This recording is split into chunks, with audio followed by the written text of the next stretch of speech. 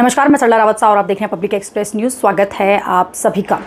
Digital arrest के खिलाफ प्रधानमंत्री ने मन की बात में मुद्दा उठाया था और मन की बात के 115वें एपिसोड में देशवासियों को डिजिटल अरेस्ट यानी कि ऑनलाइन फ्रॉड को लेकर सजग रहने की नसीहत भी दी थी। साथ ही उन्होंने साइबर फ्रॉड से बचने के लिए रुको, सोचो और एक्शन लो का मंत्र भी दिया था। देश में डिजिटल अरेस्ट कर ठगी के बढ़ते मामलों को देखते हुए अब केंद्रीय गृह मंत्रालय भी एक्शन मोड में आ गया है। मंत्रालय ने इस कड़ी में एक उच्च स्तरीय कमेटी का गठन भी किया।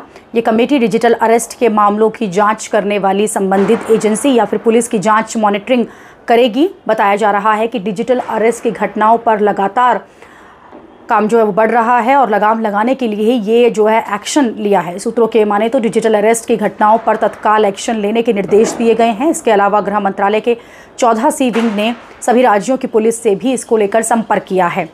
MHA का 14C विंग डिजिटल अरेस्ट पर केस टू केस मॉनिटरिंग करेगा। ज्ञात हो कि इस साल डिजिटल अरेस्ट से जुड़े 6000 से ज़्यादा शिकायतें जो हैं दर्ज की गई थी। इतना ही नहीं, गृह मंत्रालय के साइबर विंग ने अब तक 6 लाख ऐसे मोबाइल हैं जिन्हें ब्लॉक किया है। ये सभी साइबर फ्रॉड और डिजिटल अरेस्ट की घटनाओं में शामिल थे।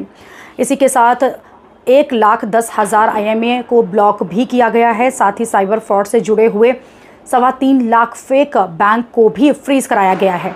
हाल ही में प्रधानमंत्री ने अपनी मन की बात में डिजिटल अरेस्ट और साइबर फ्रॉड की घटनाओं को लेकर लोगों को जागरूक किया था। प्रधानमंत्री मोदी ने डिजिटल अरेस्ट के फरेब करने वालों के बारे में कहा था कि उनका पहला दाव होता है कि ये आपकी सारी व्यक्तिगत जानकारी जो है वो जुटा लेते हैं। उनका दूसरा दाव होता है कि आपको डराना, ऐसा माहौल बनाना, फिर ये फ़ोन कॉल करके सोच नहीं पाएंगे कि आप किस तरह से इस फ्रॉड में फंस रहे हैं। इसके बाद फ्रॉड करने वाले समय का अभाव दिखाते हैं, इतना मनोवैज्ञानिक दबाव बनाते हैं कि इंसान डर जाता है और इस तरह से फ्रॉड का शिकार हो जाता है। प्रधानमंत्री के इस सलाह के बाद अब गृह मंत्रालय भी एक्शन में साफ तौर पर दिखाई दे रहा है। अभी के लिए इतना ही। अगली खबर में आपसे फिर होगी मुलाकात। देश और दुनिया की खबरों के लिए आप देखते रहिए, आप जुड़े रहिए पब्लिक एक्सप्रेस न्यूज़ के साथ। धन्यवाद।